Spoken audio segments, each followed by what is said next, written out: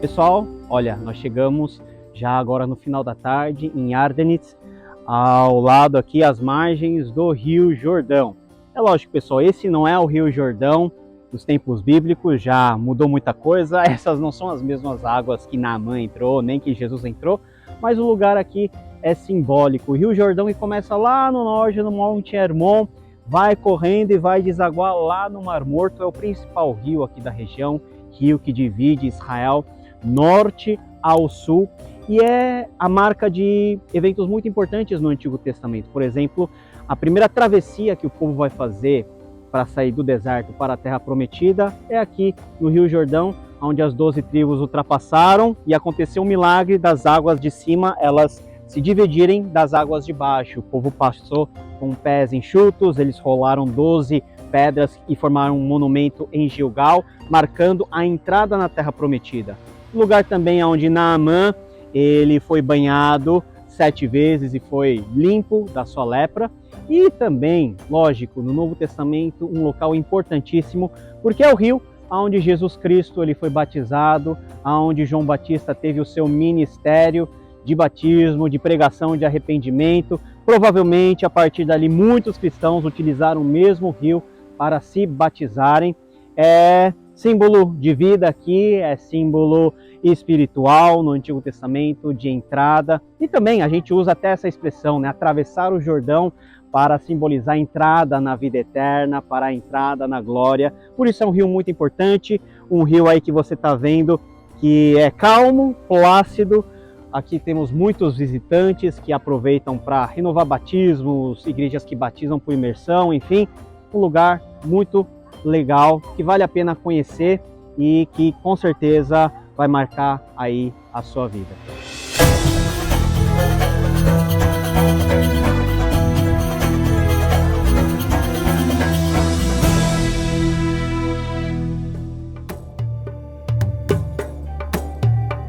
Olha aí, pessoal, uma coisa muito normal no pátio das igrejas, principalmente das igrejas do período bizantino. A gente está em Takba, onde foi construída a igreja, onde se celebra pela tradição católica a multiplicação dos pães, são as pias e os tanques batismais. E essa pia aqui tem um formato de cruz, aí onde as pessoas eram imergidas aí dentro, hoje se transformam mais num poço aí onde as pessoas jogam moedas para desejar sorte.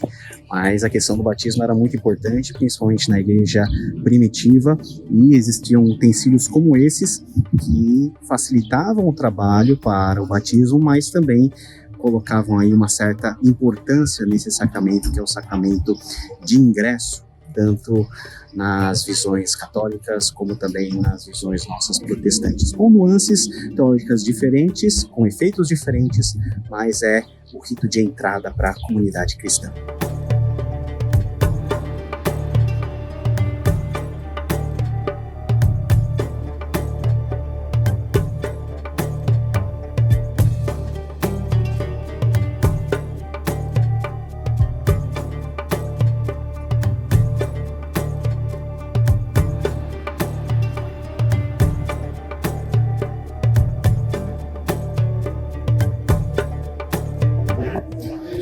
Pessoal, aqui nós estamos na igreja em Takba, onde pela tradição católica se acredita que a multiplicação dos pães e peixes feita por Jesus e narrada nos evangelhos, em todos os evangelhos, ocorreu. Um lugar muito especial, uma igreja muito bonitinha, de tradição católica, mas um lugar rico, porque se não foi aqui, foi nessa região onde Jesus fez a multiplicação dos pães, que não era um milagre simplesmente que morria como um milagre.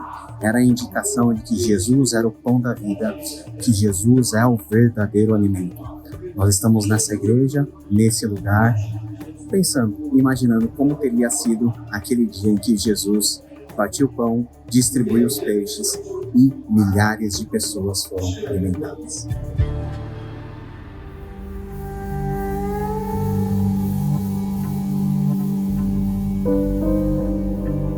Nós estamos aí no Monte das Bem-aventuranças. Quem fez os nossos pequenos grupos agora vai ficar na cabeça né? E vocês vão ver na prática. Na prática não, né? O lugar onde Jesus ele pregou essa mensagem. Mateus capítulo 5, versículo 13 a 12. Bem-aventurados os humildes de espírito, porque deles é o reino dos céus. Bem-aventurados os que choram, porque serão consolados.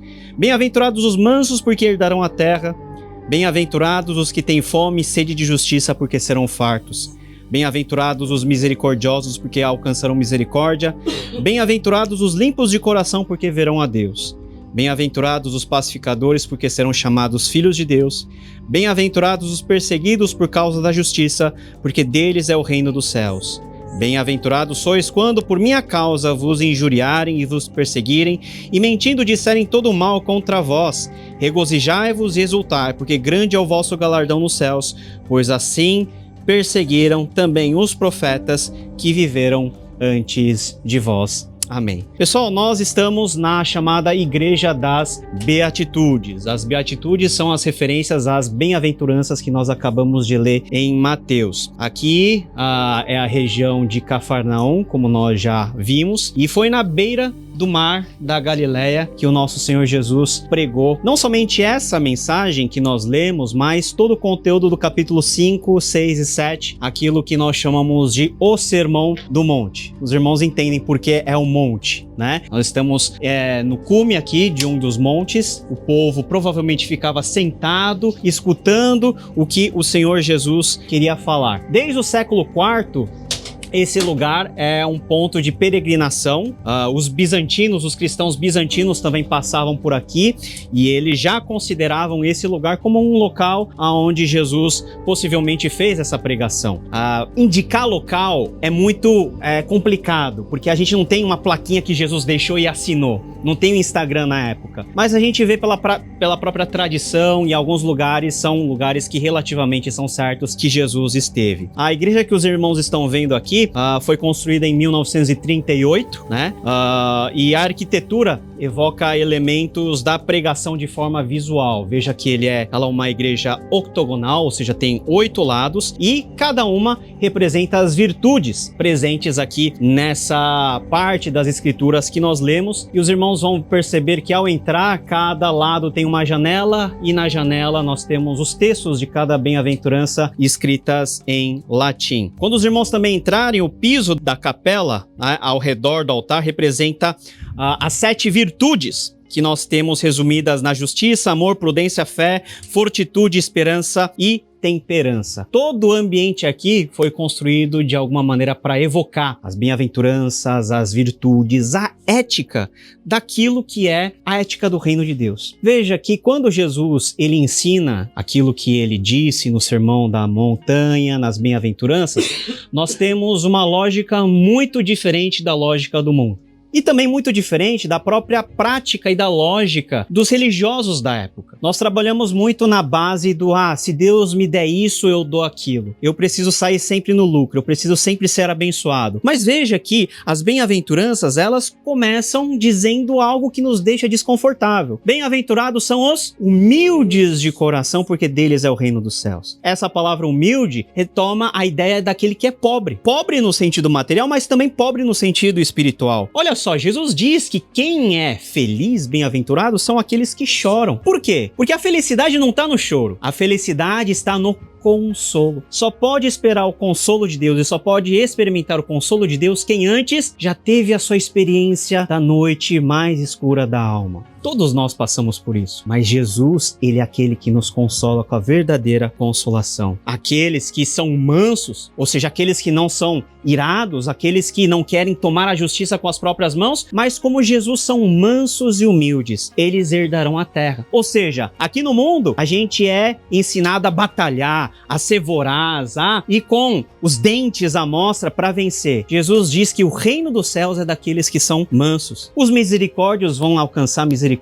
Você que tem sede e fome de justiça vai ser saciado por Deus, e essa é a bênção de nós sermos saciados por Deus. Os pacificadores serão chamados filhos de Deus. Ter paz no coração, ser pacificado com Cristo e viver essa paz na medida do possível com os nossos irmãos e sobretudo com os nossos irmãos da fé. E o texto termina dizendo que bem-aventurados são aqueles que são perseguidos por amor a Jesus. Quando nós vemos que esse é o padrão de felicidade que a Bíblia nos fala, a gente fica incomodado porque é aquilo que a gente não vive e é aquilo que a gente tem dificuldade. A gente quer ter conforto, a gente quer ter uma igreja grande, com ar-condicionado, com muitos recursos, a gente quer ter uma família abençoada, a gente não quer ter motivos para chorar, mas a vida não é assim. Sempre teremos motivos para nos entristecer, sempre teremos dificuldades, mas aquilo que Jesus nos ensina no Sermão do Monte é que mesmo que nós passemos por essas situações, Jesus está conosco. E estar com Ele é estar feliz. A verdadeira felicidade é estar com Jesus. Com Jesus nós podemos ir para qualquer lugar. Com Jesus nós podemos passar por qualquer tipo de adversidade. Essa paz aqui, olha só que ambiente de paz que nós temos ao redor do Monte das Bem-aventuranças. Na verdade, essa paz, essa imagem que nós temos aqui é a imagem da paz que só Deus pode dar no nosso coração. Paz que não significa ausência de problema. Problemas vão estar lá, a ferida vai estar aberta, mas você tem a convicção de que Deus, Ele está no controle de todas as coisas. Meus amados irmãos, o Sermão do Monte nos convida a sermos discípulos de Jesus, a seguirmos Ele, a ter a mesma alegria que ele teve ao compartilhar a palavra de Deus com as pessoas, com as multidões que estavam aqui assentadas, a ter empatia, a ter misericórdia, a ter um olhar em relação ao outro. Deus, Ele quer fazer um milagre na nossa vida. Mas o maior milagre não é milagres aparentes, não são milagres relacionados ao nosso conforto, não são milagres relacionados a nada daquilo que a gente pode ter, mas é sobretudo aquilo que em Cristo nós podemos ser. O maior milagre é que em Cristo nós podemos realmente ser felizes. E lembra dos contos de fada que a gente conta para as crianças? E viveram felizes para sempre. É verdade. O mundo repete isso sempre, a todo momento, sem saber aonde eles querem ir e para onde eles vão parar. Mas essa é uma verdade cristã. Porque em Cristo, um dia, nós seremos felizes para sempre. E nós vivemos hoje, agora, gotas dessa felicidade. Que um dia nós teremos materializado nos novos céus e na nova terra. Num dia em que a gente vai poder ir e vir no novo mundo de Deus sem ter que pagar pedágio, sem ter que se preocupar com fronteira, onde todos os remidos e lavados não terão mais nacionalidade, todos nós seremos um só aos pés do Senhor Jesus, vivendo a verdadeira felicidade. Quem quer ser feliz aqui? Só quem tem Jesus na vida pode ser feliz. Bem-aventurados somos nós quando nós estivermos sempre aos pés de Jesus. Queria que nesse momento você pudesse fechar os seus olhos e pedisse para Deus: Senhor, que nós possamos viver essa felicidade. Tanta coisa desarrumada na nossa vida, coloca tudo isso diante do Senhor. Como esse monte está aqui, livre, sem nada na frente, desimpedido, coloque diante de Deus aquilo que te tira a paz, te tira a alegria, te tira a mansidão, e peça para que esse Jesus, que há 2000 anos atrás falou daqui, essas palavras tão lindas, possa fazer o mesmo efeito no nosso coração. Nos dar paz, nos dar a certeza que somos filhos de Deus, que teremos o reino de Deus como herança, de que no final tudo vai dar certo. E que tudo vale a pena, conquanto que nós estejamos sempre com Jesus.